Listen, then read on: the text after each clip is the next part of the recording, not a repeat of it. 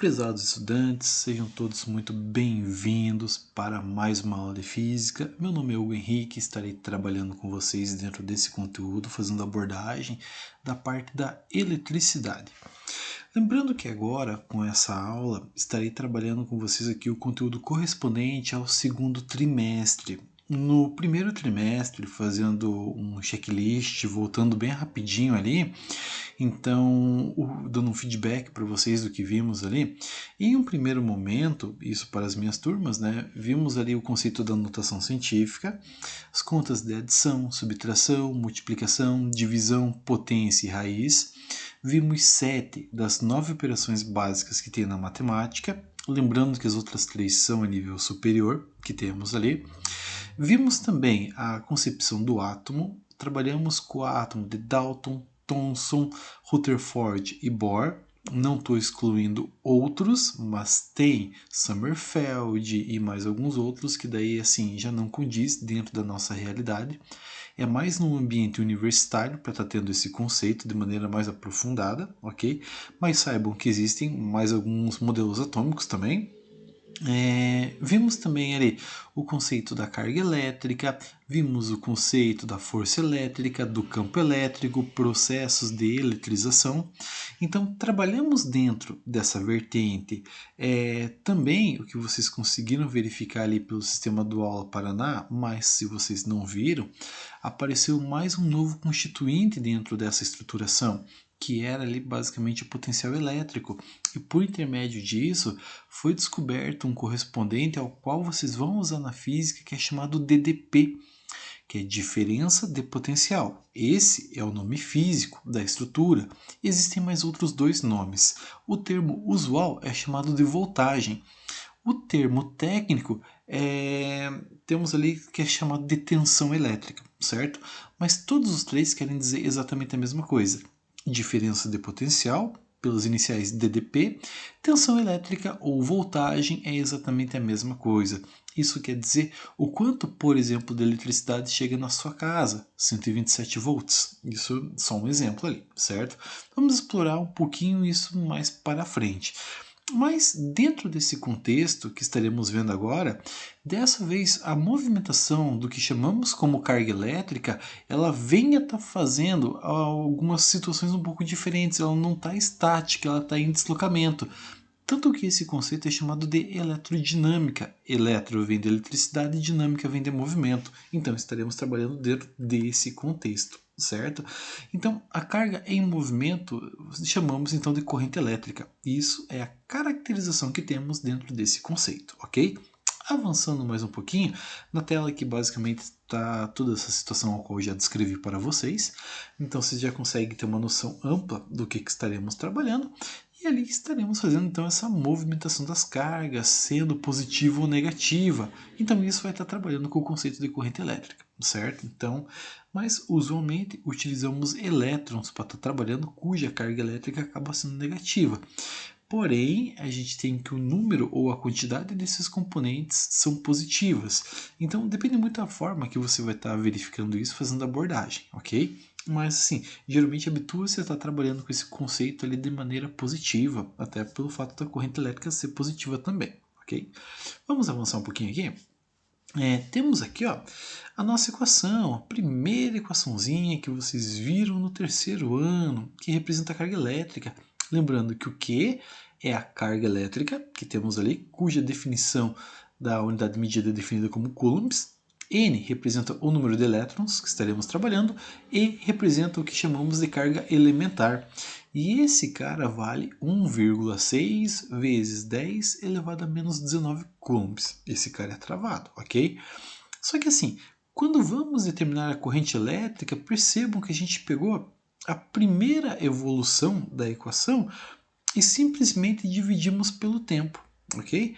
Temos aqui então que a nossa corrente elétrica aí é definida por ampere, que é a unidade de medida dela, uma das 7 unidades de medida fundamental do Sistema Internacional de Unidades. Lembrando disso que vocês possivelmente viram lá no primeiro ano, temos as 7. Dessas, a primeira que estaremos trabalhando é a distância, definida em metro. O segundo é o tempo, trabalhado com ele em segundo. O terceiro é a massa, verificado em quilograma. O quarto, usamos aqui a corrente elétrica, definida como ampere. O quinto, usamos luminosidade, definido como candela. O sexto, definimos quantidade de matéria, definida como mol. E o sétimo, definimos temperatura, definida como Kelvin, certo? Essas são as 7 grandezas físicas que temos ali. Qualquer outra situação é derivado delas, ou seja, usa elas como referência e vai mesclando, vai dando outros nomes que temos ali, como Pascal, Joule, e aí temos outras circunstâncias ali, ok? O próprio Newton temos ali. Bom, um detalhe aqui, pessoal, apesar de utilizarmos espaço temporal como dia, mês, ano, século como referência, aqui para esses cálculos obrigatoriamente tem que ser em segundo, caso não tenha a necessidade de fazer a conversão, ok? Então vamos lá. Primeiro exemplo, fala ali, ó, uma quantidade de 5 vezes 10 elevado a 21 elétrons passa por um fio ao longo de 10 segundos. Qual é a corrente elétrica? Muito bem, vamos dar uma olhada ali. Então eu vou pegar dentro dessa estrutura que temos ali a nossa equação inicial da carga, que é igual a n vezes z. Não apareceu ali, mas assim, sabemos que a carga elementar vale 1,6 vezes 10 elevado a menos 19.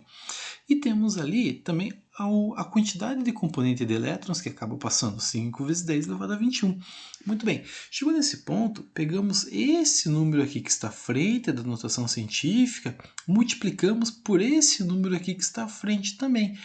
E ao efetuar o cálculo, ao fazer ali então 5 vezes 1,6, teremos então como resultado 8. Bom, muito bem, vamos trabalhar agora com os expoentes. A base 10, a notação científica é a mesma. Eu vou fazer aqui, ó, expoente maior menos o expoente menor, por serem de sinais diferentes. 21 menos 19, aquilo vai dar 2. Então, temos aqui a nossa carga elétrica como resultado. 8 vezes 10 elevado a 2 coulombs, mas assim fica algo meio estranho para a gente estar trabalhando. Vamos converter esse número retirando ele da notação científica. Lembrando que como um número não tem vírgula, então assim, a quantidade de expoente, do valor do expoente que aparece aqui representa a quantidade de numerais que vem na sequência dele. No caso ali composto então por zero. Isso quer dizer que depois do 8 a gente vai ter um total de 2 zeros. Chegamos assim então na conclusão que a carga elétrica equivale a 800 coulombs, ok? Tendo isso como referência, acabamos o nosso problema? Não, fizemos a primeira parte dele. Ele pede a corrente elétrica. Muito bem, então vamos aplicar na equação da corrente elétrica. A carga eu já determinei. O tempo, o enunciado me fornece. E olha o detalhe, já está em segundos. Então, ao fazer 800 divididos por 10, temos ali uma corrente elétrica igual a 80 amperes, certo? O que temos aqui como referência que é interessante você verificar? Percebam que eu dividi a conta em duas etapas para estar fazendo. Determinei a carga elétrica, a partir da carga, defini a corrente elétrica. Ah, mas eu vi na fórmula no slide anterior ali que eu posso usar tudo junto? Pode, claro, é possível, com certeza. Mas se atente ao fato, por exemplo, de que se você for estar trabalhando de uma maneira mais globalizada, se você cometer um equívoco, fica mais difícil você determinar onde foi feito esse equívoco. Agora sim fica um pouco mais tranquilo, fica mais prático. Você vai estar gastando cerca de 2 linhas a mais no seu caderno e aí você já consegue ter uma certeza maior do que você está fazendo dentro desse desenvolvimento da questão, ok? Vamos avançar mais um pouquinho? Então, mais um segundo exemplo. Uma carga elétrica de 300 coulombs passa por uma área de secção reta ao longo de um intervalo de tempo de 1 minuto. Qual é o valor da corrente elétrica? Tá, muito bem, ok, temos o contexto. Mas o que é uma área de secção reta? Vamos entender. Então, assim, essa vai ser a única imagem que eu vou estar trazendo para vocês aqui ao longo desses slides. Então, assim, percebam que eu estou trabalhando com um cilindro. Por que eu estou trabalhando com um cilindro? Porque a gente vai estar trabalhando muito com isso dentro do contexto de eletricidade passando por fio de luz. E o fio de luz tem um formato cilíndrico. Apesar dele ser relativamente longo, é um cilindro que a gente tem ali. E você faz um corte. Ali a gente tem uma superfície verde, definida como alfa, e isso em termos matemáticos. No termo da física, vamos imaginar que é um alicate de ponta ali que simplesmente rompeu. esse componente. Esse espaço que vai sobrar do corte, que aparece aqui, ó, e essa região que vai se formar aqui, lógico, na parte de baixo, né? Então, isso aqui é o que chamamos de área de secção reta, certo? É por intermédio dessa região que você vai estar fazendo suas devidas análises. Então, assim, ó, vamos desenvolver a nossa situação trabalhando com a equação. Um detalhe importante, agora aqui ó, estamos trabalhando com o conceito do tempo, só que ele está dando em minuto. E o que eu preciso fazer? Eu tenho que converter. E o que a gente sabe? A gente sabe que 1 minuto vale 60 segundos. É a mesma coisa, só que visto de maneira um pouco diferente. Então, vamos abordar esse contexto. Já que eu estou trabalhando com esse fator temporal, então vamos lá. A carga vale 300, o meu tempo vale 60 segundos. E ao efetuar essa divisão, temos ali uma corrente elétrica igual a 5 amperes, ok? Então conseguimos fazer essa análise nesses dois primeiros problemas. Então vamos avançar ali. Terceiro problema, olha o que ele nos diz ali. Uma corrente elétrica de intensidade 1,25 amperes passa por um fio elétrico, deslocando uma carga de 20 coulombs. Qual é o intervalo de tempo em que tal fenômeno ocorre? Então vamos dar uma olhadinha ali. Então assim, ó, temos essa equação. Vamos substituir pelos valores. Corrente elétrica, o I foi fornecido, 1,25. A carga elétrica Q também foi dada. Então o que eu tenho que fazer? Eu tenho que achar o ΔT. Então eu preciso tirar o ΔT que está ali no denominador. Se ele está dividindo, ele passa para o outro lado, então multiplicando. E o 1,25 que estará multiplicando passa dividindo. Percebam que no final das contas é só inverter esses dois componentes aqui de lugar, ok? Então, ao fazer isso, temos ali 20 divididos por 1,25 e efetuando essa divisão, chegaremos ali em um tempo ΔT igual a 8 segundos, ok? Então, temos esse fator temporal também que a gente acaba analisando. Muito bem, vamos então para a nossa próxima questão. Questão 4. Uma carga elétrica de 400 mil coulombs passa por uma área de secção reta ao longo do intervalo de tempo de um dia. Qual é o valor da corrente elétrica? E aí vamos dar uma olhada. Percebo que o intervalo temporal, dessa vez, a gente está trabalhando com um dia. E como que vamos trabalhar dentro desse contexto? Primeira coisa, precisamos determinar ali a corrente elétrica, que é o que ele está pedindo. Mas eu preciso saber o espaço temporal para estar trabalhando de maneira condizente. E o que temos como referência?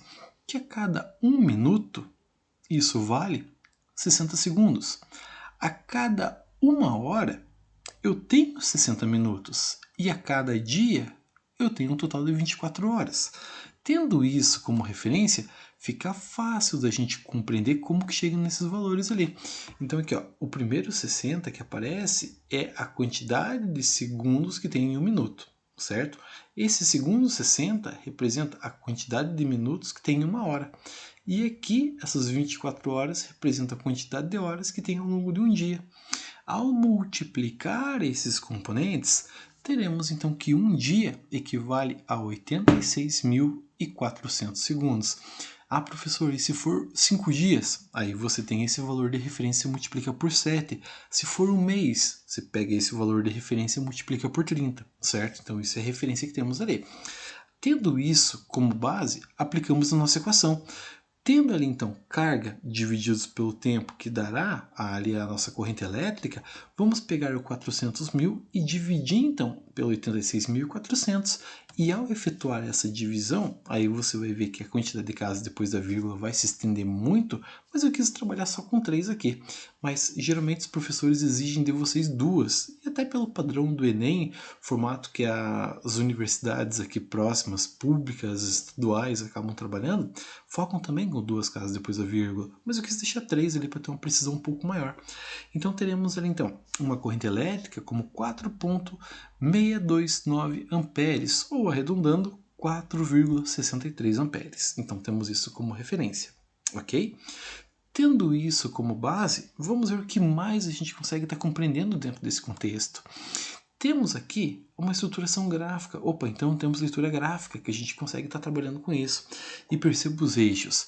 Eixo da vertical, que eu tenho ali, que é representado como corrente elétrica. Eixo da horizontal, que temos ali, que é representado como tempo.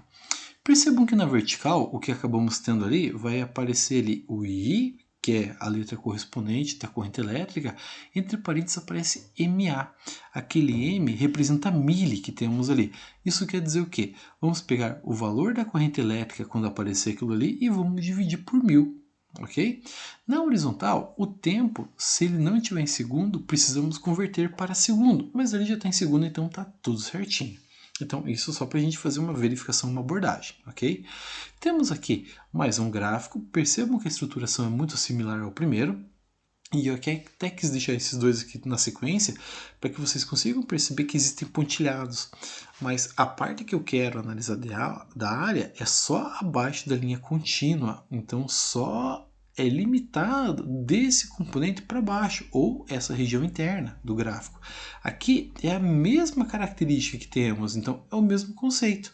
Então, assim, aqui a gente consegue estar trabalhando de duas vertentes. Ou você divide o gráfico para fazer análise, ou você pode trabalhar ele como um todo. Mas vamos ver na sequência isso. Esse outro gráfico, percebam que a gente vai estar trabalhando com uma corrente elétrica que chamamos de alternada. Então ela vai estar oscilando, aumentando, reduzindo. Também a gente vai ver esse aspecto da corrente contínua e corrente alternada ao longo da próxima aula. Mas só para vocês perceberem que ela não é constante, ela dá breves oscilações. E assim, ó, temos ali também, pode perceber, aí embaixo dessa linha contínua que temos ali, percebam que aparece ali o tal do Q. E na outra fórmula apareceu também no outro gráfico ali. Só que ali é numa região de coloração diferente, mas assim, parece a mesma coisa. Mas o que isso quer dizer? Isso quer dizer que, independente do gráfico que você tenha como referência, sendo ele definido por corrente elétrica em função do tempo, o que você achar dessa região como a área, então isso equivale à carga elétrica, ou seja, você fez o cálculo para a área, matematicamente falando, você faz o cálculo para a área, e na física você interpreta isso como uma carga elétrica que está passando pelo constituinte, ok? Então vamos avançar ali. Tendo isso como referência, vamos fazer a determinação da carga elétrica por intermédio desse gráfico. Então vamos lá. Bom, primeira coisa, eu vou trabalhar com vocês de duas maneiras. Vejam o que vocês acham mais coerente para estar trabalhando. Tanto faz como tanto fez. Vejam o que vocês acham de uma base melhor e mais prática. Então vamos dividir o gráfico primeiramente. Peguei o mesmo gráfico ali, eu vou particionar ele, pegando os pontilhadinhos ali. E vou definir como 3 pedaços, área 1, área 2 e área 3. A partir desse constituinte, eu tenho que verificar ali que eu tenho duas figuras geométricas, divididas em 3 áreas. Eu tenho um triângulo e um retângulo. Ah, professor, mas a área A2 ali parece um quadrado.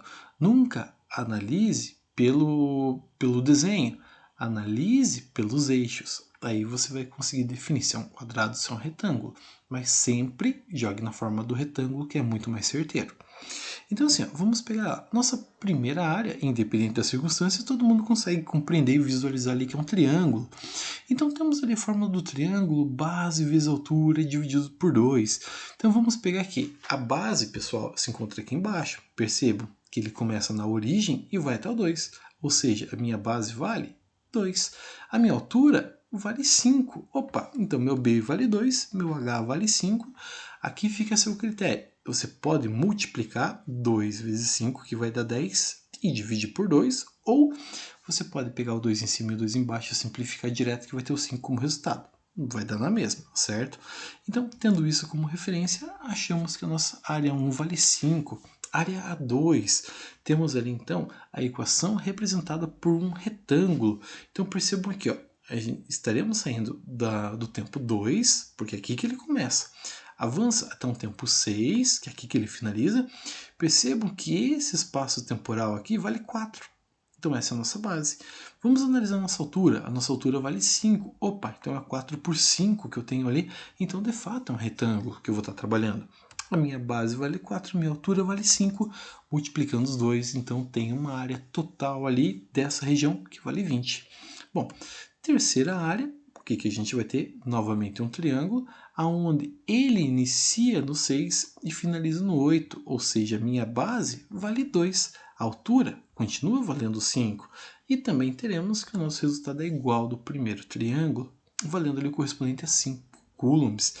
Só que percebam aqui, eu dividi o meu gráfico, eu fragmentei ele para que eu conseguisse visualizar de maneira mais ampla. O que eu preciso fazer agora? Unificar os resultados. Quando eu unifico os resultados, eu vou ter uma visão real de todo esse constituinte. E essa visão real vai trazer ali o 5 da primeira parte, o 20 da segunda, o 5 da terceira, somando todos, isso vai dar um correspondente então de 30 coulombs. Isso é o correspondente da carga elétrica atuante nesse gráfico. Ok? Vamos pegar o mesmo gráfico trabalhado de uma maneira diferente, trabalhando com a forma do trapézio. Dentro dessa estrutura, o que teremos ali? A área ela é definida como base maior mais a base menor vezes a altura dividido por 2. Mas como que eu vou identificar a base? A base num trapézio é representada por retas paralelas. O que são retas paralelas? São retas que não se cruzam. Por exemplo, lembre da linha do trem. Numa estrada férrea, você não vai ter que os trilhos vai fazer um X no meio do caminho. Ele vai sempre estar mantendo a mesma distância. Então, isso é um conceito linear que você vai ter ali. Então, você tem assim a distância sendo fixa. Isso indica paralelismo, ok? Tendo isso como referência, vamos avançar ali. Então, assim, ó, vamos pegar as duas retas paralelas. E as retas paralelas são essas aqui, ó. Uma que compõe o eixo da horizontal, inclusive variando aqui de 0 até 8, ou seja, vai estar valendo 8. E aqui temos ali que varia do 2 até o 6, ou seja, esse constituinte aqui vai estar valendo 4. Então são duas retas paralelas de tamanhos diferentes, onde a reta maior vale 8, a reta menor vale 4. E a distância que separa esses constituintes chamamos então de altura, certo? Então temos ali a base maior que vale 8, base menor que vale 4, altura que vale 5, ok? O que está dentro dos parênteses é prioridade, então preciso fazer antes. Ao fazer 8 mais 4, isso vai dar 12, que eu vou multiplicar por 5. Então, assim, fica a seu critério o que você vai fazer ali, se é você multiplicar ou dividir. Eu dou preferência por trabalhar com número pequeno, acho que você acaba se embananando menos. Então, assim, ao fazer 12 divididos por 2, fazendo essa divisão, isso aqui vai dar 6. E ao pegar 6 e multiplicar por 5, teremos que isso vai dar 30. Ah, professor, mas deu igual? Sim, tem que ser igual. É o mesmo gráfico, então não tem como você fugir dentro desse contexto, certo?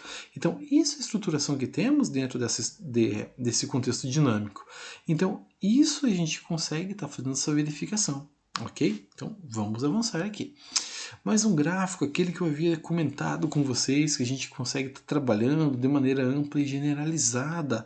Então, olha o detalhe, eu vou ter aqui, ó, para estar trabalhando com ele, percebo que ele deu em miliamperes. Lembrando, ó, o que vamos trabalhar, vamos jogar numa equação só, a equação do trapézio. Só que eu não posso jogar aquele constituinte dessa maneira. Eu vou pegar aquele valor ali que está definido como miliampere e preciso dividir por 1000. Assim temos que 64 divididos por 1000, isso aqui vai dar 0,064 miliamperes. Mas aí vem um detalhe técnico, aonde que você ouve falar em miliamperes? Na bateria do seu celular. Então assim, quanto menor esse valor, então assim, mais rápido descarrega. Quanto maior o valor, mais durável é essa bateria, certo? Uma bateria que você tem ali de cerca de 1200 miliamperes, ela não consegue manter a carga para você em um dia. Celulares mais avançados, que tem ali uma bateria de 5.000, 6.000, 7.000 miliamperes, aí você consegue ter uma durabilidade muito maior dessa bateria, certo? Então assim, ó, vamos pegar esse conceito e vamos verificar aqui aonde estão as paralelas. Percebam que mais uma vez está na horizontal. A maior avançando do 0 até o 8, ou seja, vai estar valendo 8, e a menor ela avança do 2 até o 4, ou seja, vai estar valendo 2. E a altura que temos é o próprio valor correspondente em miliamperes, que é 0,064, ok? O que está dentro do parênteses é prioridade, eu preciso fazer antes. E ao fazer 2 com mais 8, isso vai dar 10, vezes 0,064 divididos por 2. Como eu já falei para vocês que eu vou simplificar, então eu já corto aqui, ó, direto esse 0,64 e divido por 2. Ah, mas se eu quisesse fazer o 10, pode. E se eu quiser multiplicar e dividir no final? Também dá, fica a seu critério. Então, eu estou fazendo essa simplificação, mas o valor final vai dar o mesmo. Então, eu vou fazer, ele vai ficar 10 vezes 0,032, e ao fazer essa multiplicação, teremos ali o correspondente da área de 0,32. Se fosse matemática, metro quadrado, centímetro quadrado, milímetro quadrado. Como a gente está pegando esse olhar voltando para a física, então temos ali que isso equivale como Coulomb, que é a carga elétrica que temos, ok? Avançando aqui, temos ali mais um exemplo. Então, assim, percebo que o estilo do nosso gráfico é um pouquinho diferente. Então, eu vou ter que fazer a estruturação e percebo onde está aparecendo os pontilhados. Eu até quis deixar esse detalhe para a gente ver certinho ali, que a flechinha apontando até onde que vai a estruturação. Então, o meu primeiro gráfico, ele vai ali do 0 até o 2 e o segundo vai do 2 até o 4. Ok? Só que nesse primeiro gráfico definido como A1, percebam que eu estou trabalhando com um trapézio. Ah, mas como um trapézio? Percebo que eu tenho duas retas paralelas, só que dessa vez está na vertical. A reta maior, representada como Bzão, ela vai estar indo do 0 até o 2, ou seja, ela vai estar valendo 2. E a reta menor, definida como Bzinho, ela vai estar avançando aqui da origem até o 1, nesse ponto aqui. Ou seja, então a minha base maior vale 2, a minha base menor vale 1, e a distância que separa esses constituintes vai do 0 até o 2, ou seja, vale 2 também. Então, temos isso como referência, ok? Então, assim, o que a gente vai fazer? Mexer com o que está dentro do parênteses antes. 2 com mais 1, 3. 3 vezes 2 divididos por 2. Aí você pode simplificar direto, 2 em cima com 2 embaixo. Chegaremos então que a nossa área 1 vale o correspondente a 3 coulombs. Muito bem, temos ali então, agora a nossa área 2. A área 2 representa ali um retângulo. Ah, professor, mas assim é um quadrado que bate o olho? Sempre vai pelas dimensões. Tome muito cuidado com isso, porque dependendo do ponto de vista que você utiliza, você pode errar uma questão, principalmente da área da matemática, de bobeira, só de bater o olho e tirar conclusões errôneas. Então, assim, muito cuidado com isso. Então vamos ter ali, ó, a base vai do 2 até o 4, ou seja, vale 2. A altura vai até o 1, ou seja, minha altura vale 1. E ao fazer 2 vezes 1, temos que isso vai dar 2. Bom, o que a gente fez? A gente pegou o gráfico, quebramos ele, fragmentamos, só que agora a gente precisa unificar os resultados. E o resultado da primeira parte com a segunda vai dar o valor total desse gráfico. Na primeira parte verificamos ali que vale 3, na segunda parte verificamos que vale 2, e ao somar esse constituinte percebemos que ele vale 5. Ok? Então é isso que temos como referência. Bom, pessoal, o que eu queria trazer para vocês nesse primeiro momento é relacionar vocês dentro do contexto da eletrodinâmica. Essa aula para vocês, eu vou estar subindo ela pelo YouTube, então assim, até abrir um canal exclusivo só para estar trabalhando com essas aulas com vocês. Então eu peço a cordialidade de vocês ali, que se inscrevam no canal, ativem o sininho, que fique até mais prático para quando tiver uma eventual postagem, isso já acabe chegando para vocês pelo próprio YouTube, fazendo notificação. Mas eu também vou postar isso aí para vocês ali na minha página do Facebook, e também ali fica interessante se vocês puderem ir compartilhando isso. Então assim conseguimos atingir uma maior quantidade de pessoas possível dentro desse contexto, ok? Então era esse meu recado para essa semana. Tendo dúvidas, entre em contato que eu estou à disposição. Grande abraço então e nos vemos na próxima semana. Até breve, pessoal. Tchau, tchau.